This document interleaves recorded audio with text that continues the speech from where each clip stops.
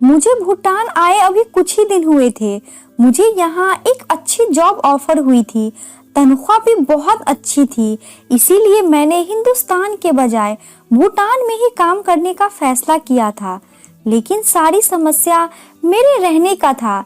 यहाँ पे रिहायश बहुत महंगी थी। अगर मैं अपनी रिहायश अपने ही खर्चे से करता तो हिंदुस्तान अपने घर कुछ भी न दे सकता। मेरी सारी सैलरी शायद भूटान के खर्चों में ही निकल जाती। इसीलिए मैं एक सस्ती जगह ढूंढने के चक्कर में था कि जब मेरे ऑफिस के मैनेजर ने मेरी यह समस्या भी हल कर दी। कहने लगा, हमारा बहुत बड़ा घर है, वहाँ पे बाहर बगीचे में एक कमरा बिल्कुल खाली है।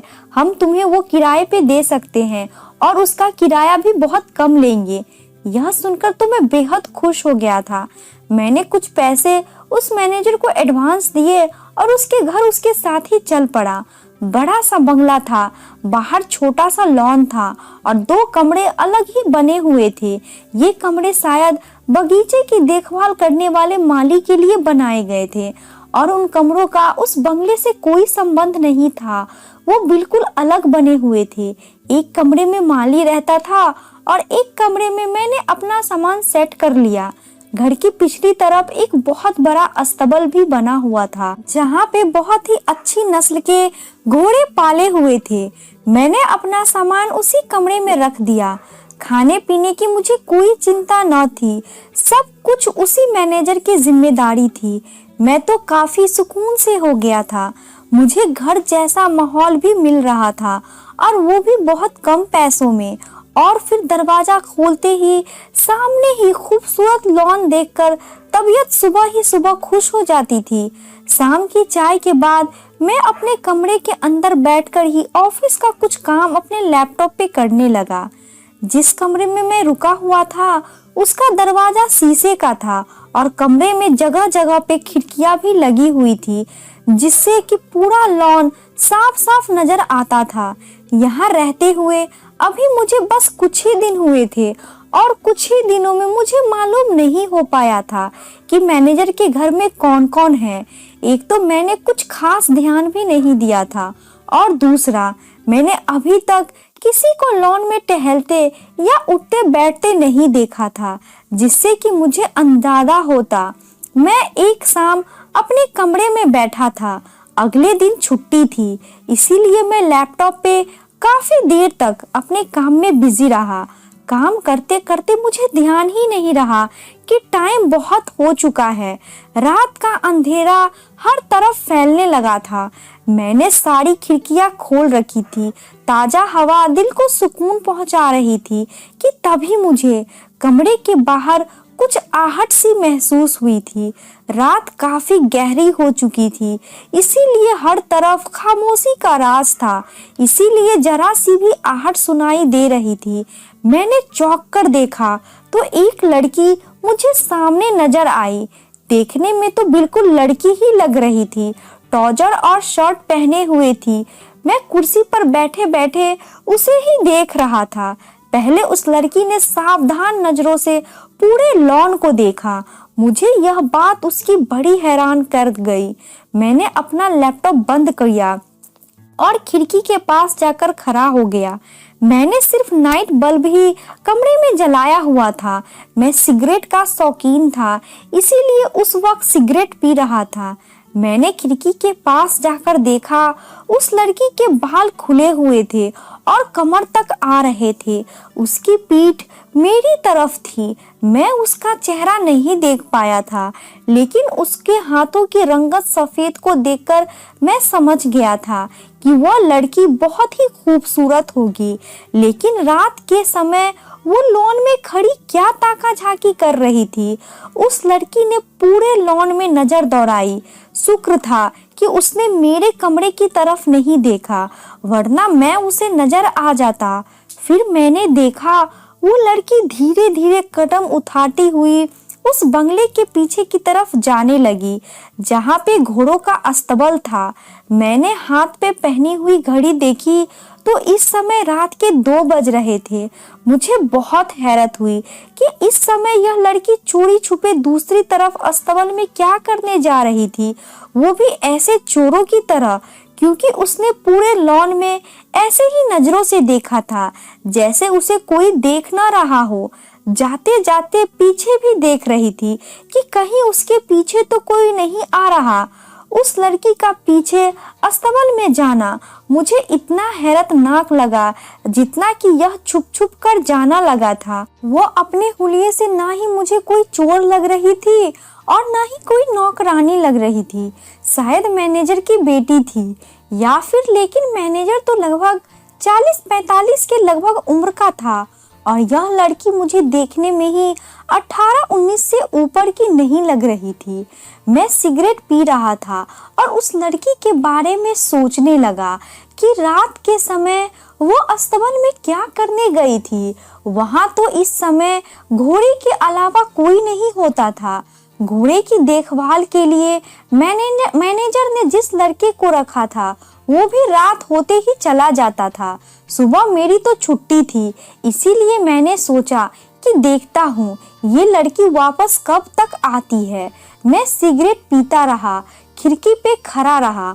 मुझे यह एहसास होने लगा कि अगर वो आई तो सामने उसकी नजर मेरे कमरे पे ही पड़ेगी और वो मुझे जरूर देख लेगी। मैंने नाइट बल्ब भी बंद कर दिया। अब मेरे पूरे कमरे में अंधेरा छा गया था। मैं खिड़की के पास जाकर खड़ा हो गया। अंधेरा होने की वजह से वो लड़की मुझे देख नहीं सकती थी। 1 घंटा, 2 घंटा, 3 घंटा बीत चुके थे, लेकिन वो लड़की अभी तक वापस नहीं आई थी। इस 3 घंटे में मेरे दिल में कई बार यह सवाल उठा था कि वो क्यों न मैं चोरी छुपे उसके पीछे जाऊं, कि वो अस्तबल में क्या करने गई है। लेकिन फिर मेरी हिम्मत नहीं हुई। अगर उसने मुझे देख लिया तो क्या सोचेगी कि मैं क्यों उसका पीछा कर रहा हूँ। ये एक बहुत ही गलत बात थी।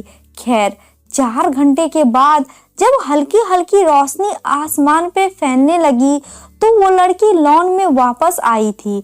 लेकिन उसकी हालत देखकर तो मेरे हाथ से जलता हुआ सिगरेट भी छूटकर नीचे गिर गया था।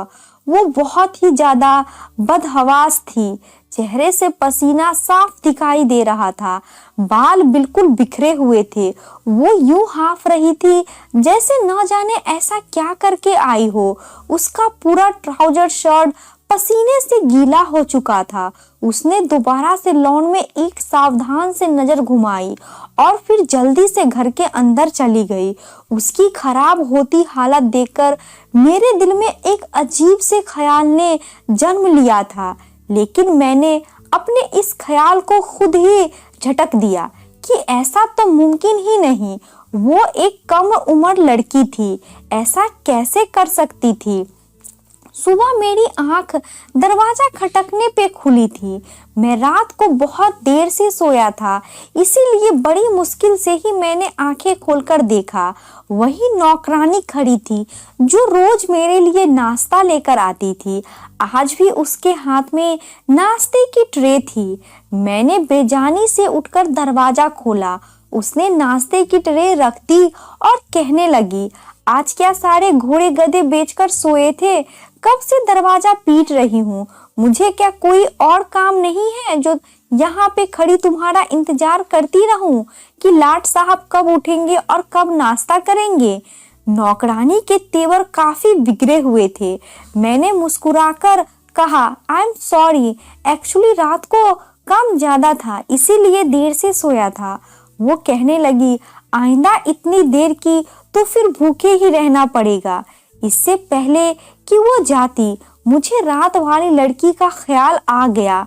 मैंने सोचा इस काम वाली को जरूर पता होगा कि वो लड़की कौन है, और फिर मैंने अपने मन में मचलता हुआ सवाल उस नौकरानी से पूछ ही लिया। लेकिन मेरे सवाल पे जो खुलासा उसने मुझ पे किया, मैं तो दंग रह गया था। मैंने उससे पूछा था कि मैनेजर साहब के कितने बच्चे हैं। वो कहने लगी, मुझे क्या पता। मैंने शर्त का इजहार किया। मैंने कहा कि वो इसी घर में रहते हैं ना, जाहिर है कि कोई बीवी बच्चे भी होंगे। वो नौकरानी कहने लगी, ये घर मैनेजर का नहीं है। ये कहकर वो बाहर चली गई और मैं सोच में पड़ गया था कि ये क्या चक्कर है। अगर ये घर मैनेजर का नहीं है तो उसने मुझे यहाँ पे क्यों रखा है और वो खुद इस घर में क्यों रह रहा है, ये किसका घर है। मुझे तो ये ख्याल सताने लगा कि कहीं मैनेजर मेरे साथ धोखेबाजी तो नहीं कर रहा, मुझे किसी चीज में फंसाने की कोशिश तो नहीं कर रहा। एक के बाद एक सवाल मेरे दिमाग में घूम रहे थे। यही सब सोचते सोचते मैं नाश्ता करने बैठा कि तभी वो मैनेजर मुझे कमरे में आते हुए दिखाई दिया। मुझसे कहने लगा, तुमने अभी तक नाश्ता नहीं किया? मैं चाह रहा था कि आज हम साइट का विजिट भी कर लेते। तुमने नक्शा तो बना लिया है ना? मैं एक इंजीनियर था और मेरी यही नौकरी थी। यह एक बहुत बड़ा प्रोजेक्ट था जहाँ पे हमें अपार्टमेंट में स्विमिंग पूल और बहुत कुछ बनानी थी। मैं और मुझ जैसे बहुत से इंजीनियर इसी काम में लगे हुए थे। मैंने कहा, जी हाँ, बस नाश्ता कर लूं, उसके बाद चलते हैं। नाश्ते के बाद मैं उस मैनेजर के साथ वो जगह देखने चला गया जहाँ पे हमें अपना काम करना था। वहीं मैंने बातों ही बातों में मैनेजर से पूछा कि यह घर किसका है, तो वो कहने लगा, ये मेरे सेठ का घर है, लेकिन मैं उसका बहुत ही भरोसेमंद आदमी हूँ, इसीलिए जब भी वो देश से बाहर जाते हैं तो सालों साल वापस नहीं आते और फिर मुझे ही उनके घर पे रहना पड़ता है। फिर मुझे वो लड़की याद आ गई। मैंने कहा, मैनेजर साहब, क्या आपकी पत्नी और बच्चे भी यहीं आपके साथ रहते हैं? वो कहने लगा, कौन सी पत्नी और बच्चे, मेरी तो अभी तक शादी नहीं हुई है। यह सुनकर तो मुझे और भी हैरत हुई थी। फिर मैनेजर कहने लगा कि मेरे बॉस की एक बेटी है जो यहीं रहती है। हालांकि शुरू से ही सारे काम मैंने ही संभाले हुए हैं और वो बचपन से ही मुझे देखती चली आ रही है, इसीलिए वो मुझे चाचा जी कहती है। बड़ी प्यारी बच्ची है। मेरी एक समस्या तो हल हो गई थी कि वो लड़की बॉस की बेटी थी, लेकिन एक बात अभी तक मेरे दिमाग में उलझा रही थी कि वो रात के समय पीछे अस्तबल में क्या करने जाती थी। पहले मैंने सोचा कि यह बात थी, मैनेजर से पूछ लूं, लेकिन फिर मैंने कुछ भी ना कहा क्योंकि जिस तरह से वो लड़की जा रही थी साफ लग रहा था कि वो चोरी छिपे ही जाती है। लेकिन एक सवाल और मुझे तंग करने लगा कि जब वो पूरे घर की मालकिन थी तो फिर उसे किस बात का डर था? वह क्यों इतनी डरी हुई चुपचाप छुप छुप कर पीछे उस अस्तबल में जाती थी? वो तो खुले आम जब चाहे जहाँ चाहे जा सकती थी। हम लोग शाम के समय 8 बजे ही वापस आए थे। मैंने खाना खाया और रात की कॉफ़ी मैंने अपने कमरे में ही बनाई थी। मेरे पास एक इलेक्ट्रिक कॉफ़ी मेकर था। मैंने कॉफ़ी बनाई और पता नहीं क्यों मैं उस लड़की का इंतज़ार करने लगा। हालांकि सुबह मेरी ड्यूटी भी थी, मुझे ऑफिस भी जाना था, लेकिन फिर भी मुझे उस लड़की का इंतज़ार था। मुझे लगा जैसे कि वो फिर आएगी और वही हुआ जैसे मैंने सोचा था।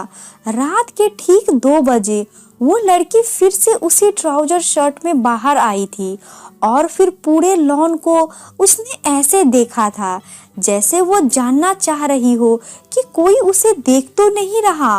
और अब वो बहुत धीरे धीरे कदम उठाते हुए पीछे अस्तबल की तरफ चली गई। मेरे दिल में ख्याल आया कि आज मैं इसका पीछा करके रहूंगा कि आखिर अस्तबल में क्या करने जाती है। लेकिन फिर मुझे यह ख्याल भी सताने लगा कि मुझे सुबह ऑफिस भी जाना है। अगर मैं देर से उठा तो मैनेजर से मेरी अच्छी खासी खिंचाई हो जाएगी। मैंने कहा कि मुझे इससे कोई मतलब ही नहीं रखना चाहिए कि वो कहाँ जाती है, क्या करती है। और फिर वो बॉस की बेटी है, अगर उसने मुझे देख लिया तो मेरी शिकायत अपने बाप से लगा देगी, फिर तो मुझे नौकरी से भी हाथ धोना पड़ेगा। लेकिन फिर वही उत्सुकता कि एक बार देख लेने में क्या हर्ज है। मैं उठकर जैसे ही कमरे के दरवाजे तक पहुंचा तो मैनेजर को तेजी से लॉन में आते देखकर मैं वहीं रुक गया। उसने पूरे लॉन में नजर घुमाई और फिर पीछे अस्तबल की तरफ बढ़ गया। कुछ देर में ही वो लड़की का हाथ थामे उस लड़की को लेकर आ रहा था और लड़की उससे अपना हाथ छुड़ा रही थी। वो मैनेजर उसे घूर घूर कर देख रहा था और ये भी कह रहा था कि आइंदा अगर रात के समय तुम अस्तबल में गई तो मैं तुम्हारी शिकायत तुम्हारे बाप से कर दूंगा। वो लड़की खामोश हो गई थी लेकिन आंसू बहा रही थी। वो घर के अंदर जा चुकी थी। मैं अब और उलझन का शिकार हो चुका था। मुझे सुबह ऑफिस जाना था, इसीलिए मैंने लैपटॉप बंद कर दिया और सो गया। सुबह जब उठा तो वो लड़की लॉन में ही थी। लॉन में लगे खूबसूरत फूलों को तोड़ रही थी। वो अपने ही कामों में मगन थी। मैं भी तैयार हो चुका था लेकिन अभी नाश्ते में देर थी, इसीलिए कमरे से बाहर निकल आया। धीरे धीरे चलता हुआ मैं बाहर बगीचे में आ गया और उस लड़की के पास जाकर खड़ा हो गया। वो शायद कोई गाना गुनगुना रही थी। बड़े ही अच्छे मूड में लग रही थी। फूलों को उसने तोड़कर जब अपने हाथों से उसका गुलदस्ता पकड़ लिया तो एकदम ही पीछे पलटी। मैं उसके बिल्कुल पीछे खड़ा था, इसीलिए मुझसे टकराते टकराते बची थी। वो मुझे हैरत से देखने लगी, फिर मुझसे कहने लगी, कौन है आप? मैंने कहा, आपका राजदार। मेरी बात सुनकर वो कुछ घबरा सी गई। मैंने कहा, घबराओ नहीं, मैं यहाँ इसी कमरे में किराए पे रहता हूँ, आपके पापा के ऑफिस में काम करता हूँ। ये सुनकर उसके चेहरे की हैरत और परेशानी दोनों ही खत्म हो गई थी। वो लड़की कहने लगी, ओ हाँ, याद आया, मैनेजर साहब ने बताया था मुझे आपके बारे में। वैसे भी लड़कियों से दोस्ती करने की मुझे आदत थी, इसीलिए बातों का फन मुझे बहुत अच्छे तरीके से आता था। मैंने सोचा कि इस लड़की से दोस्ती करने में कोई हर्ज नहीं है। मैं अब क्यों इसका पीछा करूं और यह देखूं कि ये पीछे क्या करने जाती है। बेहतर है कि इससे दोस्ती कर लूं और ये खुद ब खुद ही मुझे सब कुछ बता देगी। लेकिन मैं नहीं जानता था कि जो बात मुझे पता चलेगी वो मेरे होश उड़ाकर रख देगी। मैंने कहा, वैसे तो आप बॉस की बेटी है, मुझे यह बात कहनी तो नहीं चाहिए, लेकिन मैं यहाँ पे बोर होता रहता हूँ। अगर आप मुझसे थोड़ी सी कंपनी दे दिया करेंगी तो मैंने बातों को जान बढ़ाकर अधूरा छोड़ दिया। मेरी बात पे वो मुस्कुराने लगी, बोली, अकेली तो मैं भी हूँ। ठीक है, मैं जब भी फ्री हुआ करूँगी तो आपके पास आ जाया करूँगी। मैंने कहा, थैंक यू सो मच। यूँ हमारी बातों का सिलसिला चल निकला था। अब वो अक्सर शाम के समय ही मेरे कमरे में आ जाती थी। मुझसे हिंदुस्तान के बारे में ढेर सारी बातें करती और पूछती रहती। कभी इधर उधर की बातें करती रहती। काफी बातूनी टाइप की लड़की थी। बहुत जल्द ही मैं उसे फ्री हो चुका था और वो मुझसे फ्री हो चुकी थी। लेकिन जब मैंने उससे पूछा कि आपको घोड़े कैसे लगते हैं तो उसके चेहरे की रंगत एकदम सही बदल गई। उसके चेहरे पे एक अजीब सा रंग आकर गुजर गया था। कहने लगी, मुझे घोड़ों से बेहद मोहब्बत है। मैंने कहा, तभी रात को आप अस्तबल में जाती है। उसके चेहरे का रंग एकदम से मेरी बात सुनकर सफेद पड़ गया था। कहने लगी, तुम मेरा पीछा करते हो, मुझ पे नजर रखते हो। इस कदर गुस्से में आ गई थी कि मैं तो बौखला गया था। मैंने कहा, नहीं नहीं, ऐसी बात नहीं है, बस ऐसे ही रात में आँख खुली तो मैंने तुम्हें पीछे अस्तबल की तरफ जाते हुए देखा तो वो फौरन खड़ी हो चुकी थी। गुस्से से मुझे घूर रही थी। मैं तो अपनी बात कहकर पछता रहा था। वो लड़की कहने लगी, मुझे देखने की कोशिश मत करना वरना तुम्हें घर से निकलवा दूंगी। मैंने कहा कि मैंने ऐसा कुछ नहीं कहा है कि तुम इतना बुरा मान जाओ। लेकिन उस लड़की ने मेरी बात नहीं सुनी। फौरन गुस्से से मेरे कमरे से बाहर निकल गई। मैं तो अपना सर पकड़कर बेड पे बैठ गया कि कहीं वो मेरी शिकायत बॉस से न कर दे। इस बार मैंने रात को कमरे की सारी लाइट बंद कर दी थी। रात को मुझे आहट की आवाज आई, लेकिन मैंने उठकर देखने की हिम्मत नहीं की। लेकिन एक सवाल मेरे अंदर मुझे बेचैन किए हुआ था, वो ये कि आखिर वो पीछे अस्तबल में करने क्या जाती है। लेकिन इससे पहले यह बात पूछकर मैंने अपने पैरों पे खुद ही कुल्हाड़ी मार ली थी। अब वो मेरे पास नहीं आती थी और न ही मुझसे कोई बात करती थी। उससे बातचीत करने के दौरान मेरा समय अच्छा पास हो जाता था और बोरियत भी नहीं होती थी। लेकिन अब मैं पछता रहा था। तीसरे ही दिन मैं ऑफिस से वापस आने के बाद घर के अंदरूनी हिस्से की तरफ बढ़ गया था। मैं सोच चुका था कि उस लड़की से माफ़ी मांग लूँगा। मुझे उसकी पर्सनल मामलों में दखल अंदाजी नहीं करनी चाहिए थी और ना ही उससे पूछना चाहिए था। मैं इसी इरादे से जब घर में दाखिल हुआ, नौकरानी से पूछा कि मुझे बॉस की बेटी से मिलना है, मुझे उनसे कुछ ज़रूरी बात करनी है।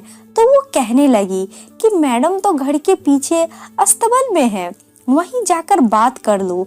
अब मैं ये सोच रहा था कि मैं अस्तबल में जाऊं या ना जाऊं, क्योंकि वो लड़की इसी बात पे गुस्सा हो गई थी। मैंने यही तो पूछ लिया था कि वो अस्तबल में क्या करने जाती है। खैर, मैं धीरे धीरे कदम उठाता हुआ बंगले के पीछे तरफ जाने लगा, जहां घोड़ों का अस्तबल था। जब मैं अस्तबल के पास पहुंचा तो मैंने देखा कि वो घोड़ों को अपने हाथों से नहला रही थी, उसे पानी दे रही थी। घोड़ा भी उसे काफी घुला मिला हुआ था। लग रहा था मैं बहुत ज्यादा हैरत से देख रहा था। वो मालिक की बेटी होकर घोड़ों को खुद नहला रही थी। हालांकि वहां पे पहले से घोड़े की देखभाल करने के लिए एक लड़का मौजूद था। जब उसकी नज़र मुझ पे पड़ी तो उसने मुझे गुस्सैली नज़र से देखा। मैं उसके पास गया। मैंने कहा कि मैं कल की बात पे बहुत शर्मिंदा हूँ। मुझे वाकई आपकी पर्सनल लाइफ में दखल अंदाजी करने का कोई हक नहीं था। आप मुझे माफ़ कर दे। लेकिन उसने मुझे कोई जवाब नहीं दिया। कहने लगी, आप अपने काम से काम रखा करें। मैंने कहा कि आप प्लीज मुझे माफ कर दे, मैं सच में बहुत शर्मिंदा हूँ। वो कहने लगी, आपको शायद इस बात का डर है कि कहीं मैं आपकी शिकायत अपने बाप से न लगा दूं और कहीं वो आपको नौकरी से न निकाल दे, बस इसीलिए आप मुझसे माफी मांग रहे हैं। बात तो उसकी 100% सही थी। मुझे तो यही डर था कि कहीं वो अपने बाप से कुछ कह न दे। लेकिन उसके मुंह से ही बात सुनकर मैंने फौरन से इनकार कर दिया।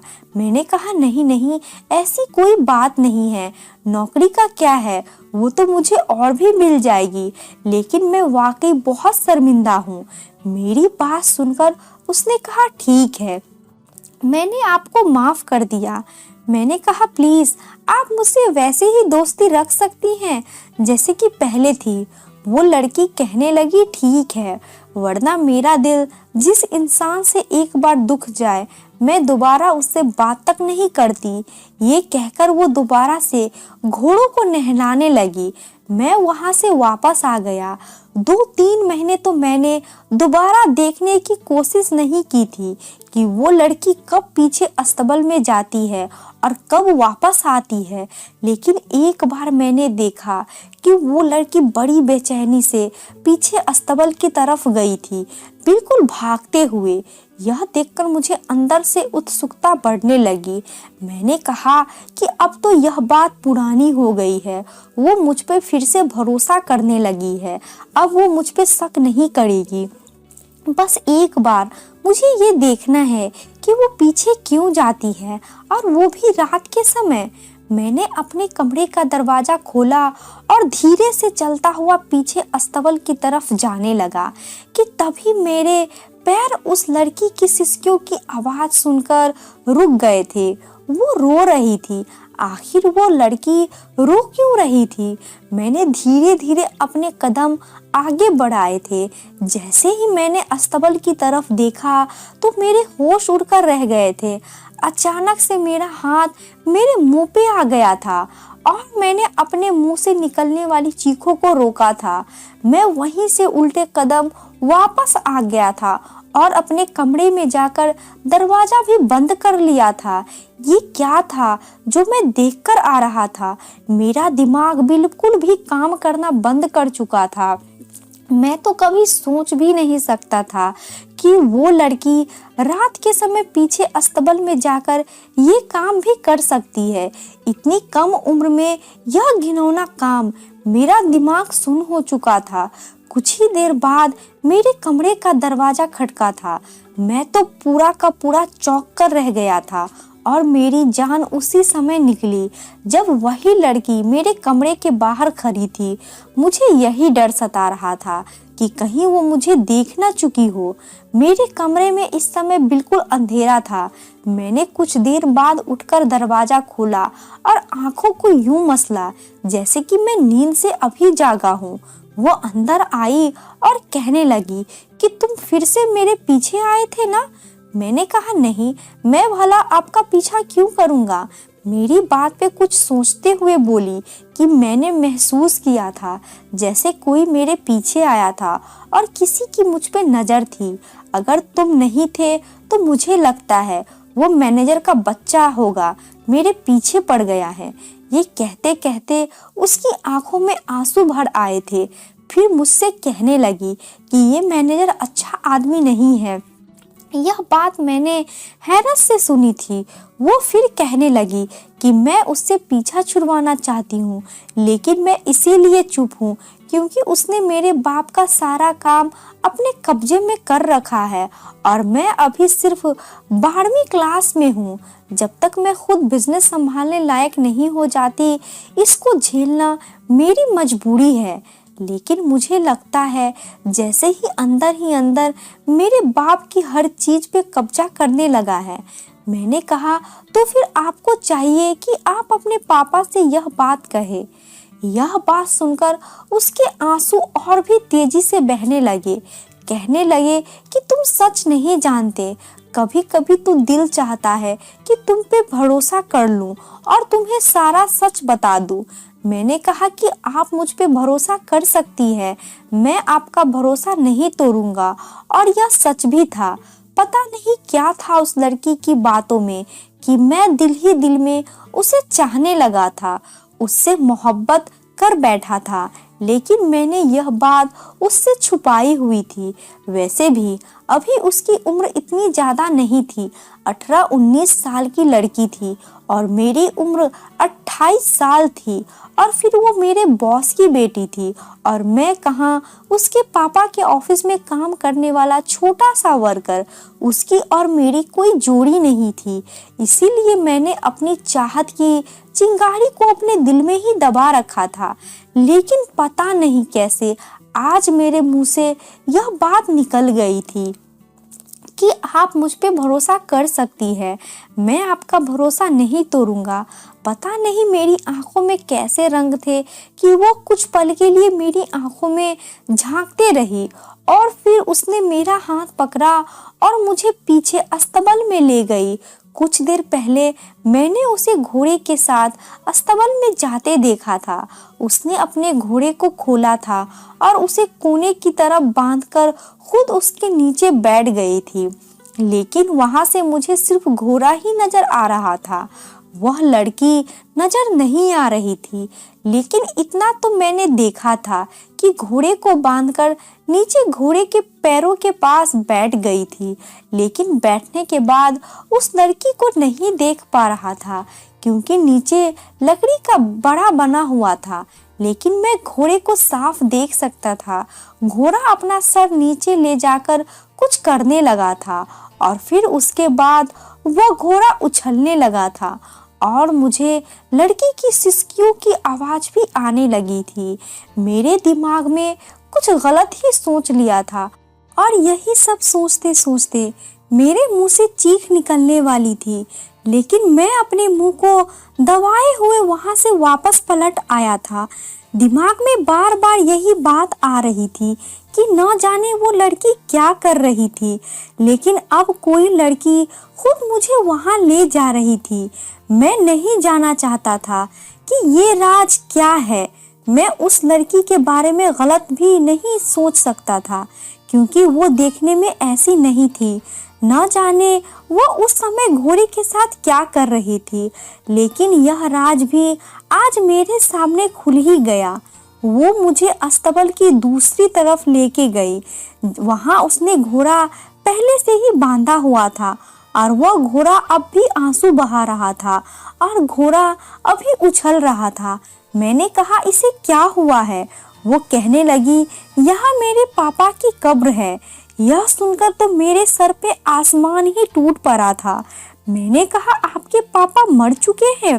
लेकिन वो मैनेजर तो, वो कहने लगी, अगर उस मैनेजर को यह खबर हो गई कि मेरे पापा मर चुके हैं तो वो हर चीज अपने नाम करा लेगा। मैंने अपने पापा की मौत का किसी को भी नहीं बताया है। उनकी मौत रात के समय हार्ट अटैक आने से हो गई थी। ये 2 साल पुरानी बात है। मैंने अपने पापा को यहाँ दफना दिया था। मेरे कुछ विश्वास के आदमी थे जो इसी बंगले में काम करते हैं। एक तो घोड़ों की देखभाली करता है, एक घर के अंदर काम संभालता है और एक बगीचे का मालिक है और एक मेरा ड्राइवर है। ये सब लोग मेरे पापा को बहुत मानते हैं, बहुत ही भरोसे वाले आदमी हैं। जब पापा जिंदा थे तो इन लोगों की पापा ने बहुत मदद की थी, इनके परिवार को सहारा दिया था। इसीलिए मेरे पापा के एहसान को मानते हैं और उनसे बहुत प्यार भी करते हैं। पापा की तबीयत बिगड़ी थी तो हम सब लोग मिलकर पापा को अस्पताल ले गए थे। पापा को बचाने के लिए डॉक्टर ने भी हर मुमकिन कोशिश की थी, लेकिन पापा बच न सके थे और पापा की मौत हो गई। उस समय मैं बहुत रोई थी, क्योंकि पापा के अलावा मेरा इस दुनिया में कोई नहीं था और पापा भी मुझे छोड़कर चले गए थे। मैं किसके सहारे जिंदा रहती? लेकिन फिर मैंने अपने आप को संभाला, क्योंकि मुझे अपने पापा की प्रॉपर्टी को बचाना था। मुझे पता था कि पापा के मैनेजर की नज़र मेरे पापा की प्रॉपर्टी पे है। मैंने डॉक्टर को कहा कि मेरे पापा की मौत का किसी को कुछ मत बताना। हम सब लोग मिलकर पापा को घर ले आए थे। मैंने मैनेजर को यही कहा कि पापा दूसरे देश गए हैं। अगर उसे पता चल जाता कि पापा मर चुके हैं तो वो सारा सब कुछ अपने कब्जे में कर लेता, और मैं ऐसा बिल्कुल नहीं चाहती थी। मेरे पापा की मेहनत से जमा की हुई सारी प्रॉपर्टी वो अपने नाम कर ले। मुझे अपनी पढ़ाई पूरी होने का इंतजार है, जब मैं उसके कब्जे से सब कुछ ले लूंगी। लेकिन यह बार बार मुझसे पावर ऑफ अटॉर्नी के पेपर साइन करवाने के लिए कहता है जब तक आप बड़ी नहीं हो जाती सारे बिजनेस की देखभाल मेरे हवाले कर दे। मैं उसे पापा का डर दिलवाकर चुप करवा देती हूँ और वो चुप हो जाता है। मैं यहाँ पे अपने पापा की कब्र पे आती हूँ, उनके साथ बैठकर बातें करती हूँ। यहाँ कब्र पे आती हूँ तो मेरे दिल को बहुत सुकून मिलता है। ऐसा लगता है जैसे मेरे पापा यहीं कहीं मेरे पास मौजूद हैं और ये घोड़े मेरे पापा से बहुत मोहब्बत करते थे। इसीलिए उनकी कब्र पे आते ही यह रोने लगते हैं और पाँव मारने लगते हैं। यह सब जानकर मुझे बहुत अफसोस हुआ था। मैंने उस लड़की की मदद यूं की, उससे शादी कर ली। मैंने जब उससे शादी का प्रस्ताव रखा तो वो मुझे हैरत से देखने लगी थी, लेकिन मैंने कहा कि आप एक अकेली लड़की हैं। वो मैनेजर एक ना एक दिन आपसे आपकी प्रॉपर्टी जरूर ले लेगा और आपको सड़क पे लाकर छोड़ देगा। आपको एक साथी की जरूरत है जो मिलकर आपके घर और आपके कारोबार को संभाल सके, और आप मुझ पे भरोसा कर सकती है। मैं आपके भरोसे को कभी नहीं तोड़ूंगा। जैसा कि मैं पहले भी आपसे वादा कर चुका हूँ और ये भी सच था कि मैं उस लड़की से सच्ची मोहब्बत करने लगा था और अब तो मेरे पास दूसरा कारण भी आ गया था कि मैं उसे सहारा भी देना चाहता था। वो कुछ देर तक सोचती रही और फिर उसने शादी के लिए हाँ कर दी। अगले ही दिन हमने शादी कर ली थी और जब यह खबर मैनेजर को पता लगी तो वो हत्थे से ही उखड़ गया था। गुस्से से चीखने चिल्लाने लगा, आग बबूला हो गया। कहने लगा, तुम्हारी हिम्मत कैसे हुई इतना बड़ा फैसला करने की? तुमने अपने बाप की गैर मौजूदगी में ही शादी कर ली। और तब उसे सारी हकीकत पता चली थी कि बॉस तो अब इस दुनिया में ही नहीं है।